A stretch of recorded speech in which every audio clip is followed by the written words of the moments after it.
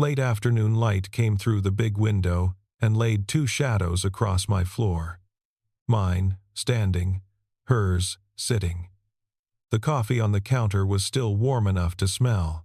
The clock on the wall did what it always did, which was keep going. Grace had her hand down between the cushions of my sofa, the way you do when you're feeling around for a remote or a phone that slid somewhere it shouldn't have.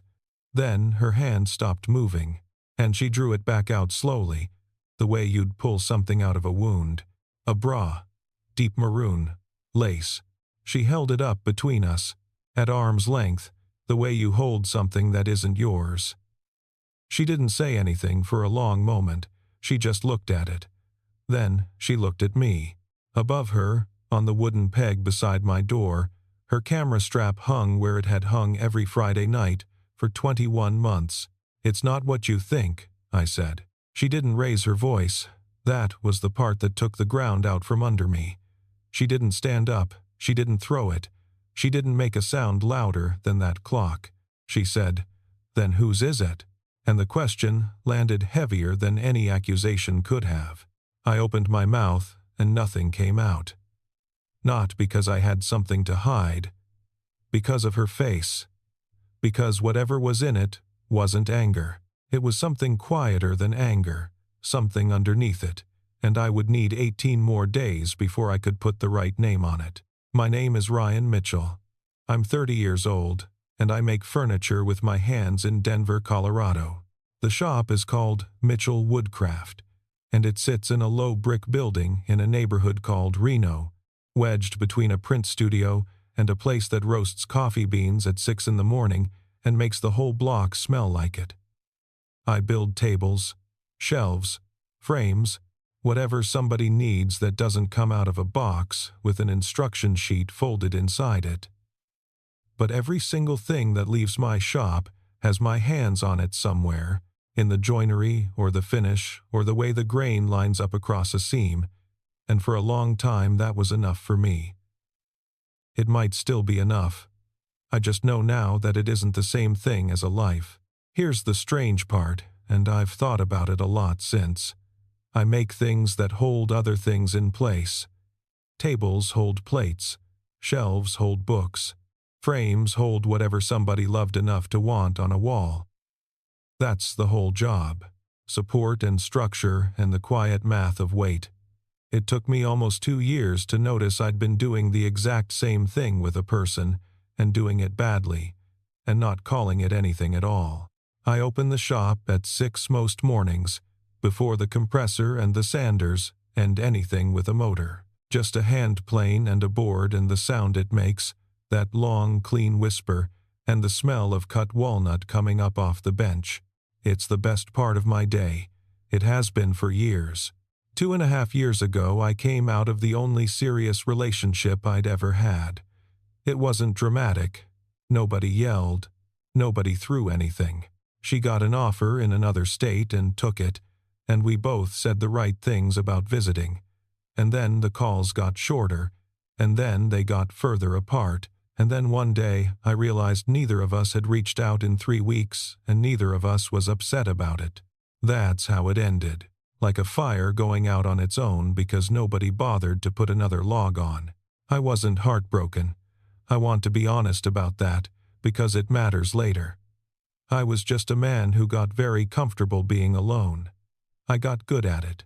I built a routine that fit exactly one person, and I stopped noticing the places where it had room for two. 2 years ago, I moved into an apartment on Elm Street, up in Capitol Hill. 3rd floor of an old brick building with radiators that knock in the winter and windows tall enough that the afternoon comes all the way in. The hallway up there is narrow. 2 doors face each other across it, 4 steps apart, under one yellow ceiling light that's been slightly too dim since before I moved in. I lived across from an empty apartment for 2 months. Then, 22 months ago, on a Tuesday night, somebody knocked on my door. She was standing in that yellow hallway light with her bag over her shoulder and an expression somewhere between embarrassed and resigned. She said she'd just moved in across the hall. She'd locked herself out, and the locksmith had told her 45 minutes, but she suspected he meant more like 90.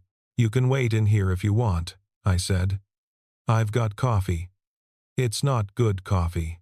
I'll take bad coffee over that hallway, she said. And that was the first full sentence Grace Donnelly ever said to me. She came in. She sat down on my sofa and pulled her feet up under her like she'd been sitting on it for years, which should have told me something right there about how people fit into rooms. There were drawings spread across my table, a bookshelf I was designing for a client in Boulder, and instead of doing the polite thing and ignoring them, she leaned over and looked. "What's this line here?" she asked. I told her it was a dado joint. She asked what a dado joint was. I explained it, waiting for that glaze to come over her face that comes over most people's faces about 11 seconds into a conversation about joinery. It didn't come. She asked why I'd use that instead of screws. She asked whether the wood would move with the seasons and whether that would crack the joint. She wasn't being polite. She actually wanted to know how the thing held itself together. The locksmith showed up in an hour. She thanked him, paid him, and then stood in my doorway for another hour talking to me about nothing in particular, with her own open apartment 4 steps behind her. 3 days after that, I mounted a wooden peg on the wall beside my door. I made it that morning at the shop. Walnut, hand-turned on the lathe, sanded down to something like skin, 3 inches from the door frame at shoulder height. It took me maybe 20 minutes, and a scrap I'd have thrown out anyway. I didn't tell Grace about it.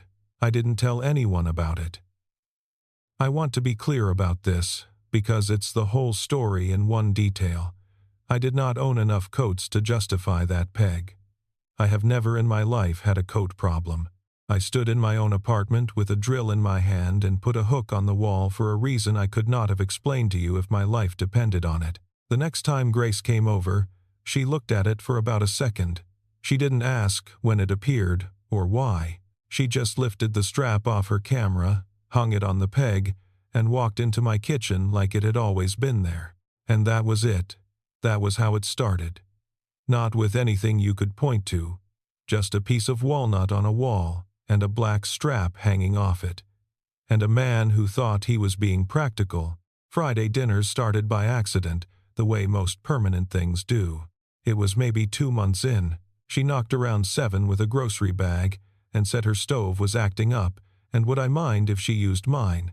And I said sure, and she made a pasta thing with too much garlic in it that I still think about. We ate it on the sofa because I only had 2 chairs and one of them had a broken leg I kept meaning to fix. Halfway through, she said, "Same time next week?" Like it was a joke. It wasn't a joke. We did it the next week, and the week after. And then we stopped announcing it, which is how you know something has stopped being a plan and started being a fact. 20 months of Fridays. Sometimes she cooked, sometimes I did. Sometimes we put on a movie neither of us watched. Sometimes we didn't put on anything at all, and she'd sit at one end of the sofa, editing photos on her laptop, while I sat at the table with a pencil and a straight edge, working out a cut list, and neither of us said a word for an hour and neither of us felt like we should be saying one. Do you know how rare that is? To be quiet in a room with somebody and not feel like the silence is a bill coming due? The whole time, her camera strap hung on that peg by the door. Every Friday. It became the way I knew she was in the apartment even when I couldn't see her. I'd come back from the kitchen with 2 plates and there'd be that black strap against the walnut, and it registered somewhere below thinking, the way you register that the heat's on. Here's what I'd tell you about Grace if you'd never met her. She never once asked me for my time. Not directly. She just appeared at the edges of the time I already had the leftover hour on a Friday, the dead stretch of a Sunday afternoon, the part of the evening where I'd normally be reading a spec sheet with the television on for company, and somewhere in there, without either of us noticing, the edges became the center. She left things behind, too. Not on purpose. A coffee ring on my table that I stopped wiping because it had been there long enough to feel structural. A pair of reading glasses in my kitchen drawer, her handwriting on the back of a delivery slip, the name of a lens she wanted, still stuck under a magnet on my fridge. And I never asked myself the obvious question. Why does a woman with her own apartment 4 steps away spend most of her free evenings in mine? I had an answer ready without ever needing to say it out loud, because we're friends, and my sofa is better than hers, and it's easy. Easy. That was my word for it. Easy is what you call something when you've decided in advance not to look at it. She photographed my hands once. About a year and a half in, I was sanding a tabletop at the shop on a Saturday, and she'd come along because she said the light in there was good in the afternoon, which it is, and I looked up and she had the camera on me. "What are you doing? Personal project?" she said. I asked what the project was. She said, "It's not finished," and changed the subject, and I let her, because that's what you do when somebody says a thing is theirs. I never saw those photos. I didn't think about them again for almost a year. I know what they were now. She wasn't documenting a craft. She was looking at my hands because she wanted to look at my hands, and the camera gave her a reason that wouldn't have to be explained to anybody, including herself. That's the thing about Grace that I understood far too late. She never lied to me once. She just found small, true reasons to stand where she wanted to stand. 14 months ago, she got her first real gallery show. A little space off 13th, 11 prints, black and white, a Thursday opening with boxed wine. 3 weeks out, she was panicking about framing costs, doing math out loud at my kitchen counter, and I said, "Don't buy frames." I built her 11 walnut frames. I did it in the evenings after regular work, and I got the joins tight enough that you couldn't find the corners without your fingernail, and I rubbed oil into them until the grain came up like something wet. It took me 9 nights. When I brought them over, she went quiet, and then she asked what she owed me. "Nothing," I said. "We're friends." And she stood there. She looked down at the frames for a second, and then she looked up at me, and she held that look about 2 beats longer than a person holds a normal look. I remember thinking there was something in her face I couldn't read. I've replayed that moment more times than I want to admit. I couldn't read it because I wasn't trying to. It was right there. Anybody standing in that kitchen who wasn't me would have read it off her face like a road sign. She said, "Okay. That's all. Okay." And then she carried the frames across the hall 4 steps to her own door. One at a time, 11 trips, and wouldn't let me help. 9 months ago I gave her a key. There wasn't a reason. That's what I told myself, anyway. I said, "Here, in case you ever need to water the plant or grab a package," and I put a spare on the counter and slid it toward her. "I have one plant. It's a pothos. It cannot be killed by neglect. I have never once received a package that couldn't wait." She picked the key up. She said, "Okay." Same word she always used when something mattered too much to answer properly.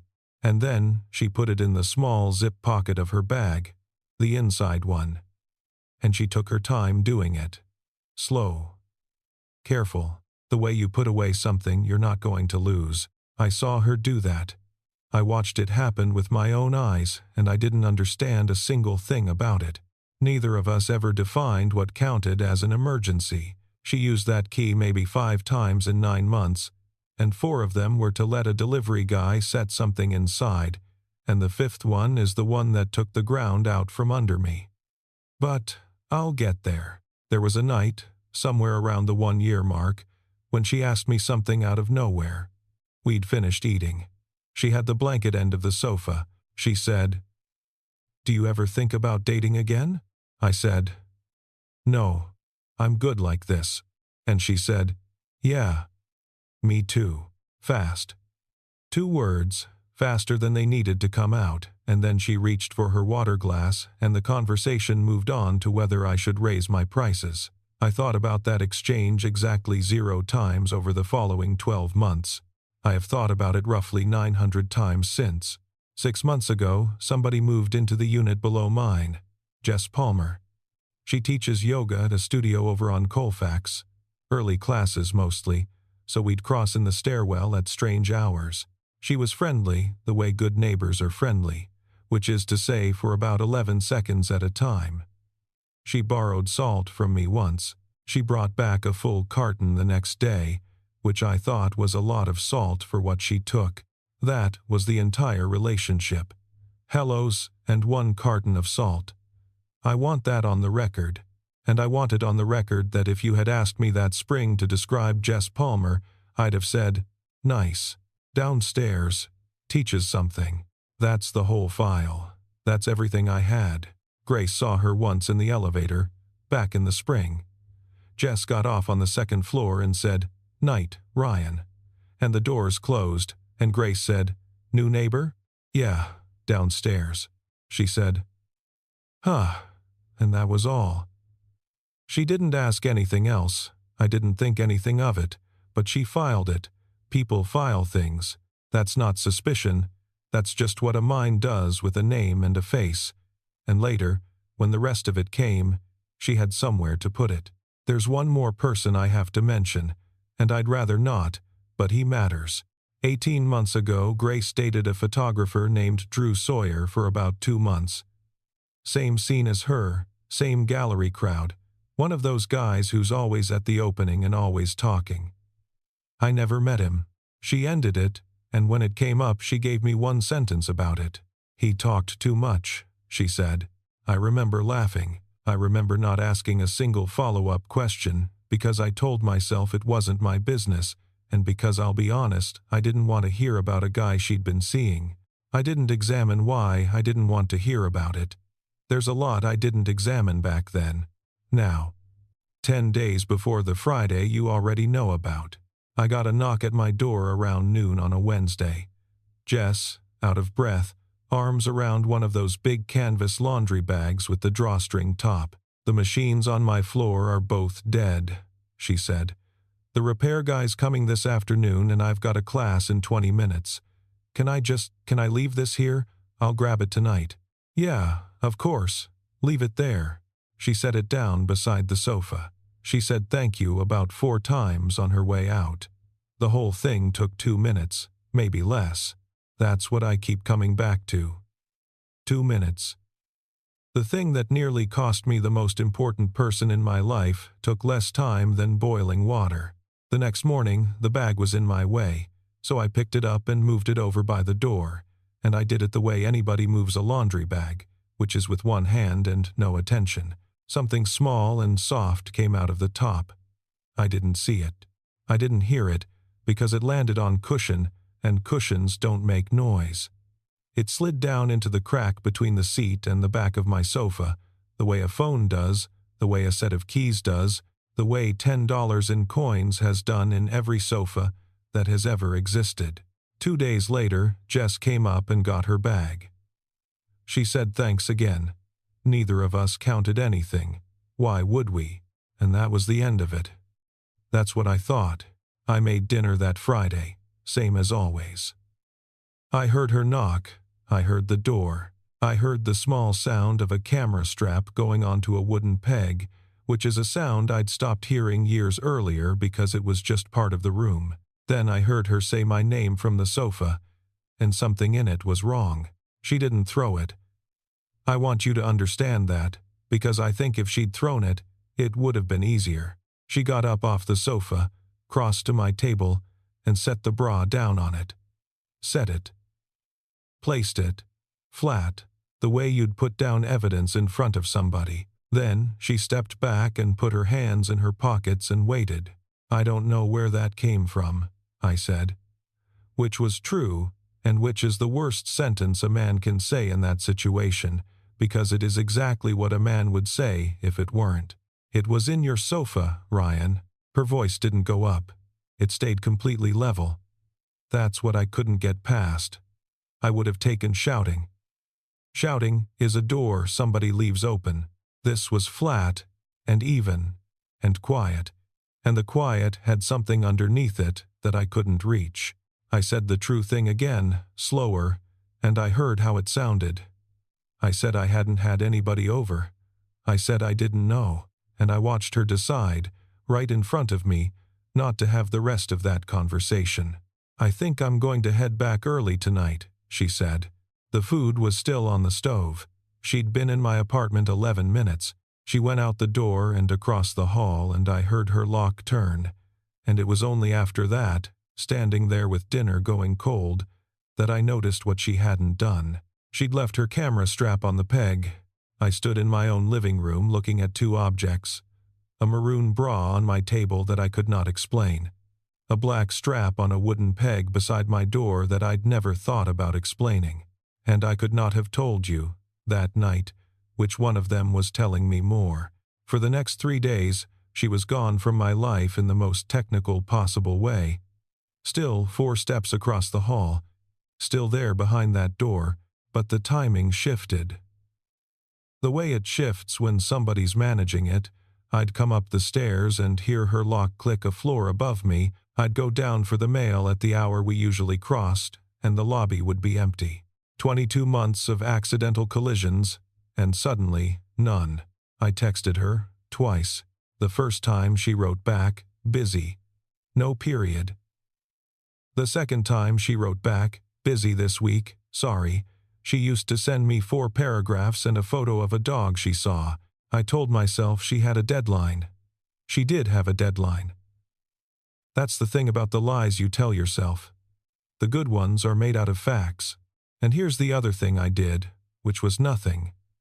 I didn't go across the hall. I didn't stand in that hallway and knock until she opened it. I told myself I was giving her space, and that sounded like decency, and it was actually the same instinct that had run my whole life. When something gets hard to name, wait and let it settle, and don't make a scene. I have built a career out of patience. Patience is a wonderful quality in a man gluing up a panel. It is a terrible one in a man losing somebody. Day 4. Jess knocked on my door with granola.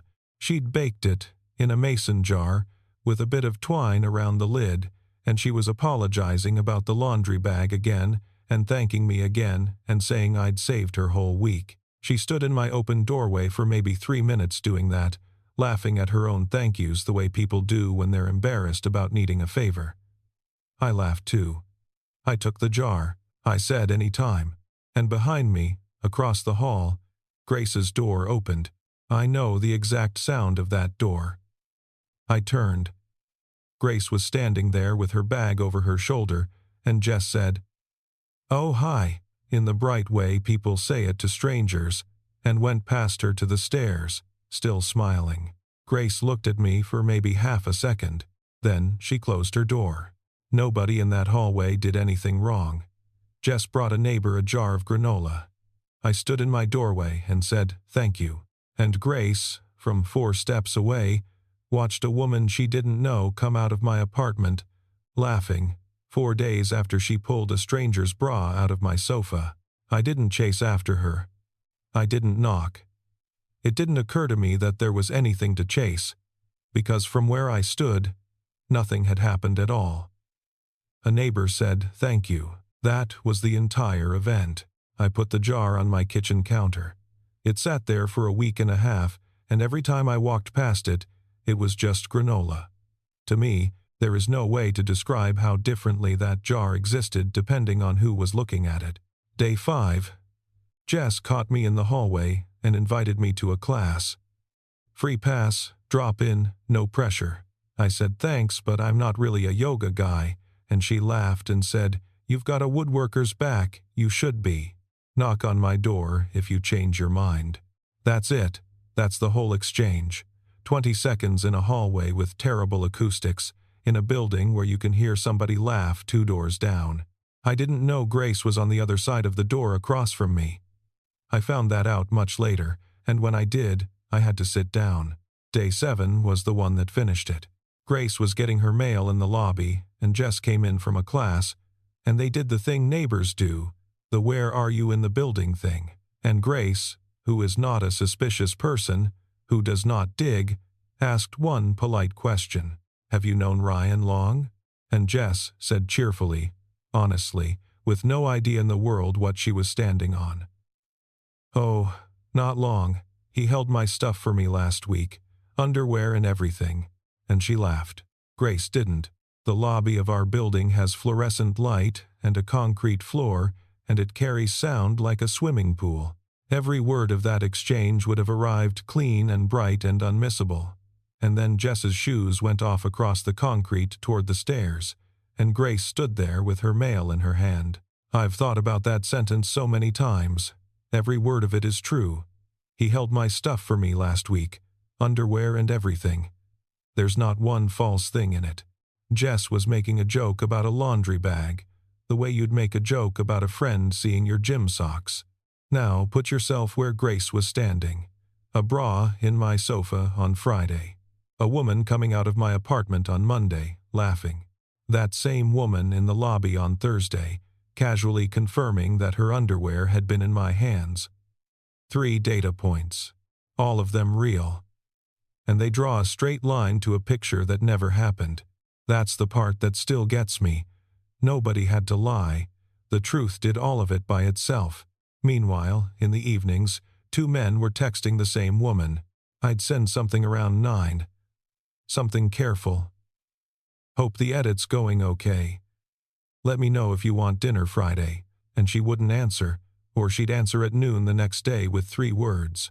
And at the same hour, from across town, Drew was sending his light, easy, no weight on them. Nothing that asked her for anything in those, she answered. I didn't know that then. She told me later, and she told me in a flat voice like she was reading a police report on herself because she wasn't proud of it. But I understood it immediately. He was easy to answer because there was nothing at stake in it. I was hard to answer because everything was. The next night was a gallery event, an opening for somebody else's show, and Grace went because she always goes. She stood at the edge of it with a glass of white wine she wasn't drinking. Under those track lights that make everybody's face look a little worse than it is, and she looked tired in the specific way a person looks tired when the tiredness isn't from work. And Drew Sawyer saw her. 18 months of nothing but nods across rooms, and he crossed the floor. He got her a coffee from the cart outside. He asked her what was wrong, and he asked it well. And she gave him about a sentence and a half. Something's complicated. I don't want to get into it, and he said, that's okay. You don't have to. Which is exactly the right thing to say, and which he said because it's the right thing to say.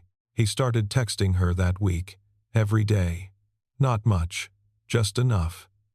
Good morning. Hope today's better. Saw a print that made me think of your last series. Here's what I've had to make peace with. Drew was not a monster. Drew was a guy who saw a woman he wanted standing in a bad week, and he stood next to her in it and never once said anything you could hold against him. Day 10, he said, the only thing he ever really needed to say. They were getting coffee, a real thing this time, not a cart, and she'd told him a little more by then. And Drew stirred his cup and said, some guys like to keep every option open. Nothing's ever said, nothing's ever promised, so nothing's ever their fault. You deserve somebody who's clear with you. He never said my name. He didn't have to. Every word in that sentence was shaped like me. 22 months, and I had never once been clear with her about anything. He put his finger on the truest weakness I had, and it was true, and that's what made it work. Grace didn't argue with him. That's the part I have to live with. Day 12. I came home from the shop around 6 with sawdust in my forearms and my head full of a client's drawer measurements. I opened my door. The peg was empty. I stood there with my keys still in my hand.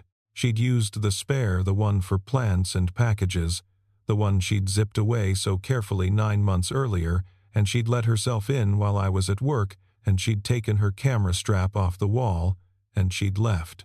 I want to explain what that did to me, and I don't know if I can. It's a piece of walnut. It's 3 inches from a door frame.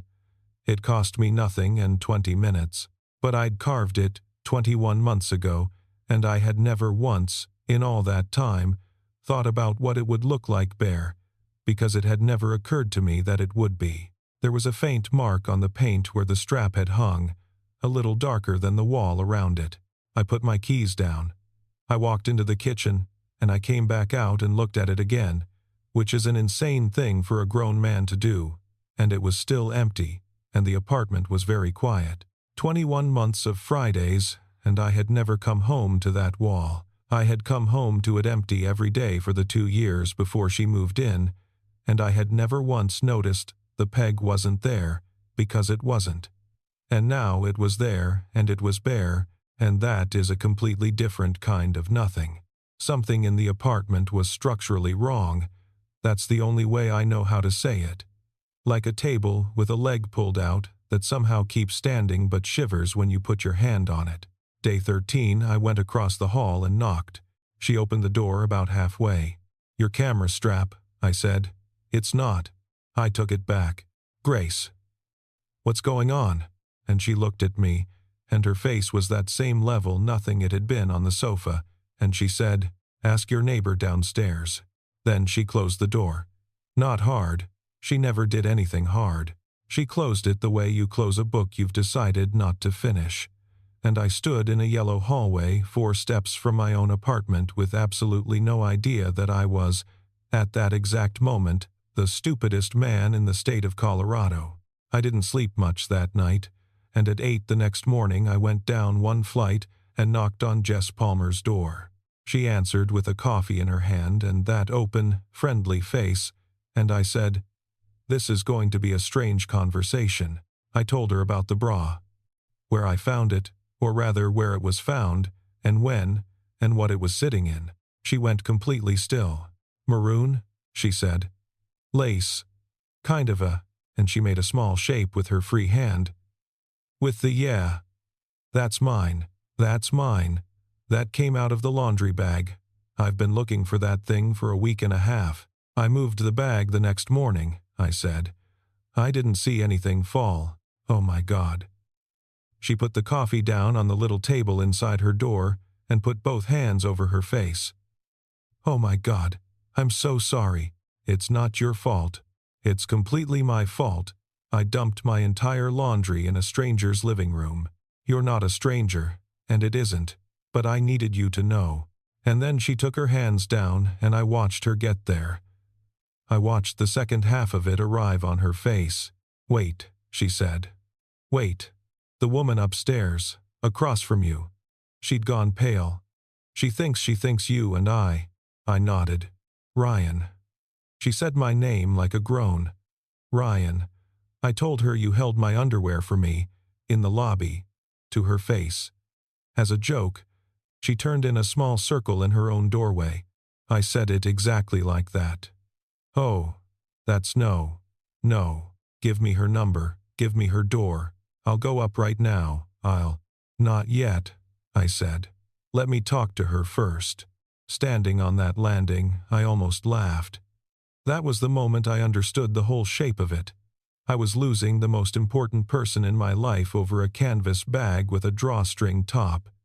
Nobody had schemed. Nobody had betrayed anybody. A tired yoga teacher had done her laundry, and I had moved a bag with one hand. I climbed the stairs back to my floor with the whole thing solved and felt about as good as I've ever felt for approximately 9 seconds. I had the answer. It was clean, it was innocent, it was verifiable. All I had to do was go upstairs and hand it to her, and everything would go back to normal. That's how sure I was that the problem was the bra. I went up and knocked on Grace's door that evening. She opened it, and I said all of it, in order.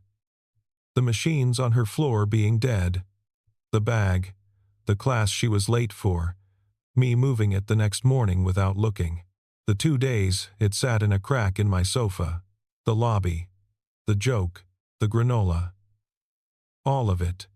And I heard myself doing the thing where a man lays out an alibi with too much detail, and I couldn't stop, because every single part of it was true, and none of it sounded true. When I finished, she was quiet for a long time. Then she said, "Okay." I said, "Okay?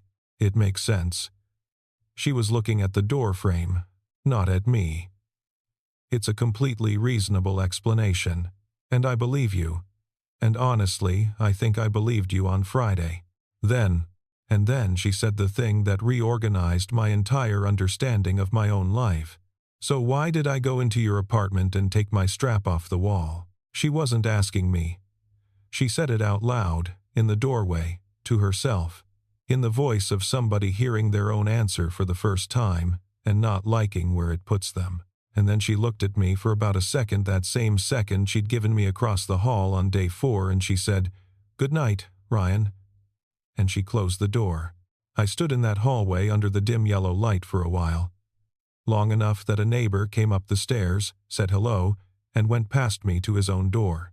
Because I'd finally heard it, not on Friday, not on day 4, not on day 13 when she told me to ask my neighbor, standing there, 8 feet from a closed door, in the 3rd week of the worst month of my adult life, because I'd finally heard it, not the words, underneath them. 22 months of small, true reasons, of a camera project that was never finished, of a key put away too carefully, of me too and it's easy and okay, and here at the end of it, a woman standing in her own doorway, asking why a stranger's bra had hurt her that much. I knew. Standing right there, I knew. And here's the part I'll carry. I was 2 days too late. I could have knocked again that night. I've run that back more times than the rest of it put together. Everything I eventually said to her 12 days later, I already had in me at that moment, standing in that hallway. I just needed to lift my hand and put it on a door. I didn't. I went back into my apartment and sat with it, the way I sit with a design problem, turning it over, waiting for the right approach to present itself, as if a person were a joint I could work out on paper first. Because on day 16 Drew asked her to dinner, not a coffee, a real one. "Let me take you somewhere nice," he said, and she said yes, and I've never once held that against her, and I want to say that clearly. She was tired. She'd spent 11 days being careful around a man she'd been in love with for a year while he had no idea, and here was somebody who was, in his own word, clear. I know what happened at that dinner in detail, because she told me all of it later, sitting on my sofa with her feet pulled up, in the voice of a woman reporting on somebody she used to be. The restaurant was one of those low-lit places on Larimer, where the music sits about 4 decibels above conversation. He'd made the reservation, he'd picked the table, and when the server came, he ordered for her. He didn't ask what she wanted. He told the server what she was having, and then he turned back to her with a smile like he'd done her a favor. She told me later that she sat there looking at her own menu, still open in her hands, and felt something go very cold and very clear in her chest. Then he talked about his new series for 20 minutes. She counted the questions he asked her over the whole meal. 2. One of them was about parking, and the strange thing, she said, was that he wasn't cruel about any of it. He was pleased.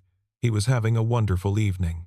He genuinely believed that ordering for a woman and telling her about his work was the shape of a good night out, and he had no idea he was sitting across from somebody who had spent 22 months learning what it feels like to be asked how a joint holds itself together. And somewhere in the middle of that, Drew leaned in and delivered the line he'd probably been building the whole evening toward. He said, "I've always known what I want. You need somebody like that." And Grace looked at him. She saw a man who filled every silence in front of him, who never left a space open long enough for another person to put something in it. And she thought about a wooden peg 3 inches from a door frame, hung by a man who couldn't have told you why he did it, who'd never once said a word about it in 21 months, and who had never needed her to notice. She put her napkin on the table and stood up. "Thank you for dinner, Drew. But I don't need somebody who's clear." She got her bag off the back of the chair. "I need somebody who understands that some things don't have to be said." And she walked out and left him sitting in front of 2 plates of food he'd chosen himself. I wasn't there. I didn't hear a word of it. She was standing in a restaurant defending me by name and everything but the name, and I was in my apartment eating cereal over the sink. 2 days later, she came to my door. I opened it, and she was standing there with the spare key already in her hand, and she came in about 3 steps and set it down on my table. "I can't keep this anymore," she said. "Why?" And she said, "Because every time I unlock your door, I pretend I'm coming home." Then she left. She didn't wait for me to answer, and I think that was on purpose, because I don't believe she wanted to hear whatever I was going to come up with in that moment. She'd already decided what it would be worth. She placed that key on my table the same way she'd placed the bra on it 18 days earlier. Carefully, deliberately, like it weighed more than a key weighs. The sound it made on the wood was very small and very clear, and I can still hear it. The sentence stayed in the apartment longer than she did. For 3 days I did nothing, which was, again, the only skill I'd ever really had. I went to the shop. I planed boards at 6 in the morning. I came home. What I did instead was work. I took every job that came in that week, including 2 I'd normally have turned down. I stayed at the shop until 9, and then until 10. I did the thing men in my family have always done with a feeling, which is to lift something heavy until the feeling gets quieter. It didn't get quieter. Then, on day 21, I sat down on my sofa at about 10 at night and I looked at 3 things. An empty peg by my door, a key on my kitchen counter that nobody was going to pick up, and a sofa with 1 person on it. That apartment was completely full. Furniture I'd built with my own hands. Everything where I wanted it, and it was the emptiest room I have ever sat in, because there is a kind of empty you can only see after the person who was filling it stops coming, and it doesn't look like absence. It looks like all your own things, arranged exactly the way you left them. And I finally asked myself the question I'd been dodging for almost 2 years. Why did I make that peg? 3 days after a woman I'd known for one evening sat on my sofa and asked me how a joint holds itself together, I went into my shop and turned a piece of walnut on a lathe and mounted it beside my door, for coats. I have never hung a coat on it, not one, not once, in 22 months. The only thing that has ever touched that peg is her camera strap. I made a place for her in my home before I knew I wanted her in it, 3 inches from the door frame. Shoulder height, which is her shoulder height, not mine, and I would like to tell you I didn't measure for that, and I'm no longer sure. The wood knew before I did. My hands knew before I did. I had been telling that woman how I felt in the only language I've ever been fluent in: walnut and joinery, and a spare key and 11 picture frames at 9 nights' work, and I never once said a syllable of it out loud, and then I stood there honestly surprised that she couldn't be sure. The peg was still on the wall, still waiting, which is more than I'd managed to do. On day 24, I closed the shop early and drove to the gallery off 13th, because I knew she'd be hanging her new show. I'd made something that morning, before the coffee, before anything. I turned a second peg on the lathe, same walnut, same shape, scaled down to about the length of my thumb, small enough to sit in the palm of a hand. I sanded it to 400 grit and oiled it and put it in my jacket pocket next to the spare key she'd left on my table. The gallery door was propped with a brick. Inside there were 8 prints leaning against the wall and 1 already up, and a level and a pencil on the floor, and Grace on a stepladder with her back to me. I didn't say her name. I walked to the folding chair by the door and took the key out of my pocket and set it down, and then I set the little peg down next to it, and the sound made her turn around. She came down off the ladder 1 rung at a time, and she looked at the chair, and she didn't say anything. The gallery was dead quiet. There was a radio going somewhere in the back at almost no volume, and dust in the light from the front window, and 8 photographs on the floor leaning against a white wall. I had rehearsed this in the truck, every word of it, twice, at a red light on Broadway. And standing there, I couldn't get to the first line of any of it, so I said the only true thing I had. "That peg by my door," I said. "I put it up 3 days after the night you got locked out." She didn't move. I told myself it was for coats. I've never hung a coat on it, not one. In 22 months. The only thing that's ever been on that peg is your camera strap, and I made it before you ever came back over, and I couldn't have told you why. I heard my own voice doing something I wasn't used to, which was not stopping. I've been telling you for almost 2 years, Grace. In frames and keys and Friday nights and a hook on a wall, and I never said one word of it out loud, and then I stood in a hallway and wondered why you weren't sure of me. You had every reason not to be sure of me, I gave you a bra in a sofa and 22 months of nothing said. She was quiet for a second, and then she said, "It took you 22 months to say that." "I know. 22 months, Ryan." "I know," I said. "And I'm not going to take another day." She looked past me at the chair, at the key, at the small piece of walnut sitting beside it. "What's that one for?" "For you to carry," I said. "Because you shouldn't have to be in my apartment to belong somewhere. You belong wherever I am. I wanted you to have the thing itself, not the invitation." She crossed the floor. She picked up the little peg and turned it over once in her fingers, running her thumb across the grain the way you do with something that's been sanded properly, and then she opened her camera bag and put it in the inside pocket. Slowly, carefully. Exactly the way she'd put away a spare key 9 months before. Only this time I was watching, and this time I understood what I was looking at. Months later I saw where that little peg had ended up. She'd left her bag open on the workbench, and I went to move it, and there it was, clipped inside the front pocket next to her lens cloth, the walnut gone slightly darker at one end from being handled. She carries it everywhere. I never asked her to. She has never once mentioned it to me, and I have never once mentioned it to her, and that is exactly the correct amount of conversation for two people like us. We didn't kiss in that gallery. I didn't reach for her. She had a show to hang, and I had said a thing I'd needed 22 months to say, and both of us needed a minute to stand inside it. She went back up the ladder. I held the level. We got 4 prints up before the light went. Driving home that night, I kept thinking about how little of it had been about the bra. Not one sentence. 24 days of my life had turned on a piece of laundry, and when we finally stood in the same room and said the real things, the bra never came up at all. It had never been the subject. It was just the thing that pulled the cover off the subject. 2 nights later, she knocked on my door at 7. She came in. She lifted the strap off her camera and hung it on the peg beside my door. She sat down on the sofa and pulled her feet up under her, the way she had the first night, when she was a stranger waiting on a locksmith. I cooked. We ate on the sofa because that's where we eat.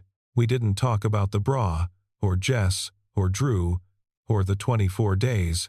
We talked about a client of mine who wanted a dining table made out of reclaimed bowling alley, and whether the gallery lighting was going to blow out her whites, and at some point she laughed at something, and I had to put my fork down for a second because I hadn't heard that sound in almost a month.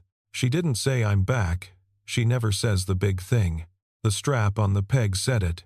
What I remember most about that night isn't anything either of us said. It's the smell of the apartment garlic and cut walnut, because I'd come straight from the shop and never really get it off me, and the sound of the radiator knocking, and the fact that at one point she got up to get water and walked through my kitchen without asking where anything was. 3 months later, she started moving her work into my shop. It began with a light stand she left there overnight, and then a backdrop roll, and then a hard drive. And by the end of that month, there was a corner of Mitchell Woodcraft that was clearly not mine. The afternoon light comes through the high windows on the west side and lands soft on the concrete, and she says it's better than any studio she could rent, and I'd like to believe that's the whole reason. There is a particular sound to her working over there while I'm working over here. The soft click of a shutter. Once, then a pause, then twice more. It cuts through the compressor and the sander and everything else, and I hear it every time, and every time some part of me settles. She didn't move in all at once either.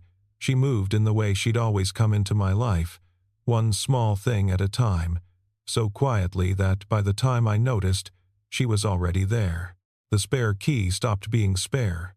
It's just her key now. I put up a 3rd peg in the shop, near her corner, at the same height. I didn't mention it. I just came in one morning and mounted it and went back to work, and that afternoon she walked in, saw it, hung her strap on it, and got on with her day without a word. Same as the first time. Except this time we both knew exactly what it meant, and neither of us needed to say so, and I think that's the closest thing to a love letter I'll ever manage. We rode down with Jess in the elevator that spring. Grace had her hand on my arm, and Jess looked at it and looked at me and said, "So that bra worked out for somebody." I shook my head. Grace put a hand over her face. Jess laughed the whole way to the lobby. "She's seeing a guy now who teaches at the same studio. She told me about him in that elevator a few months later, and I said congratulations and meant it, and Grace stood next to me smiling, and there was not one thing left in that story to be jealous of. Grace asked me something, once, that fall. We were in bed with the lights off, and she said, if I'd never found that bra, would we still just be friends? I thought about it honestly, which she deserves. Maybe, I said. And that's the most frightening thing I know about myself. She didn't argue with me. She just took my hand under the blanket, which is her way of saying that the answer was true and that it was survivable. And I want to be careful how I describe that stretch, because there was no drama in it, and I've come to think that's the whole point.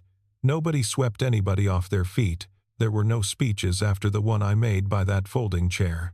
We just kept choosing to be in the same rooms, on purpose, out loud. And slowly the arrangement stopped needing a name because it had become the plain fact of both our lives. 8 months after the gallery, I built us a dining table. Walnut, from a slab I'd been saving for 4 years without knowing what for, which by then had stopped surprising me. 2 seats, live edge on one side, and a run of grain down the center that looks like weather coming in over a plain. It took me 6 weeks of evenings. It is the best thing I have ever made. We ate the first meal on it the night I brought it in. She put her hand flat on the surface before she sat down, the way I do with a piece I'm judging, and she said, 6 weeks? And I said, about that, and she said, worth it, and nothing else about it, ever, which from Grace is a standing ovation.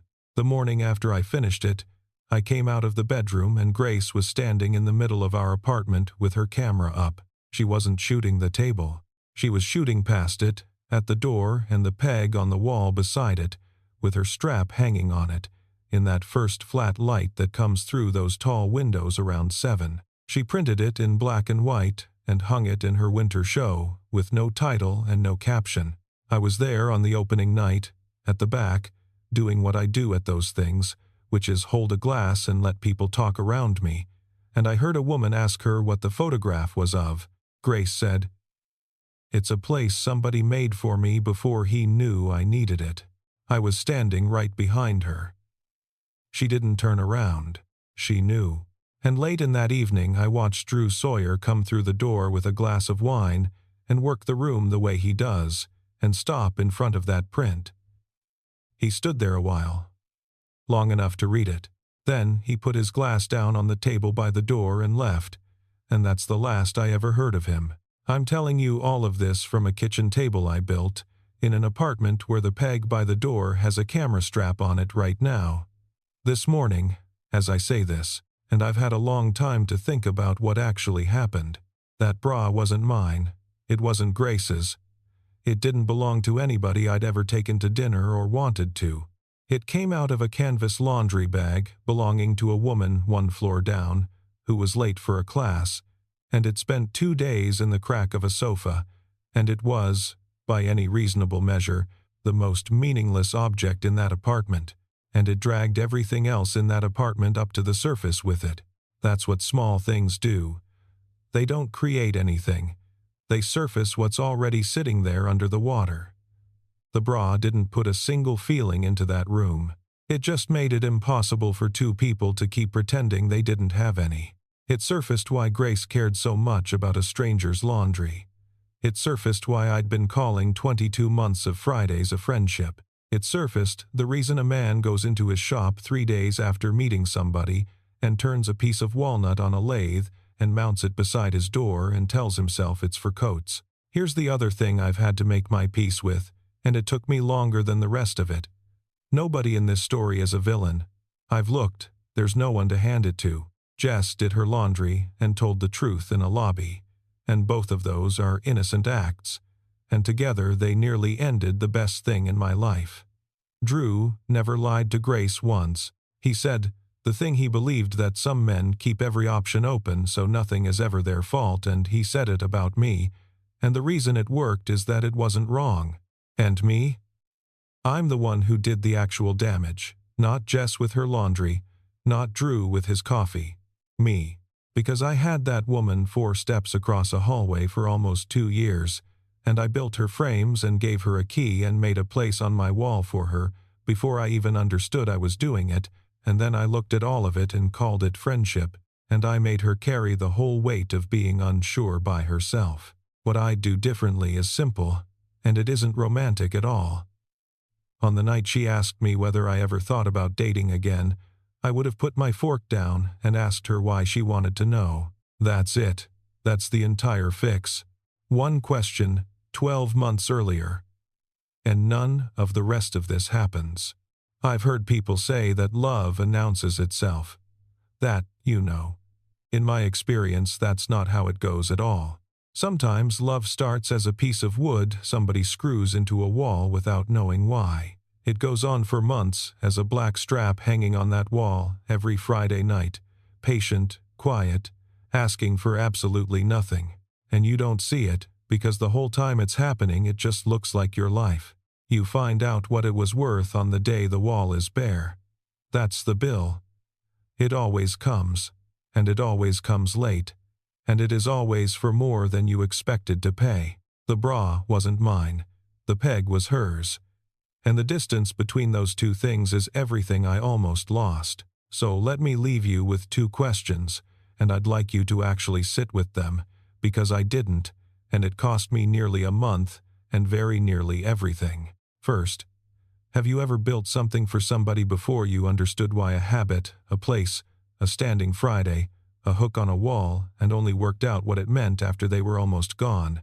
Second, is there someone right now who's been hanging their coat on your hook, week after week, without ever asking you for anything, and have you told them to stay? Don't wait 22 months. Don't wait until the wall is empty and you're sitting on a full sofa in an empty room, doing arithmetic on your own life. Say the thing. Say it badly if you have to. Badly and out loud beats beautifully, and never. If this story got to you, hit the like button. It genuinely helps these stories reach the people who need to hear them. Subscribe and turn on the bell so you don't miss what's coming next. And in the comments, tell me, who's your peg on the wall? Who's the person who's been quietly there this whole time? Your story might be the next one I tell.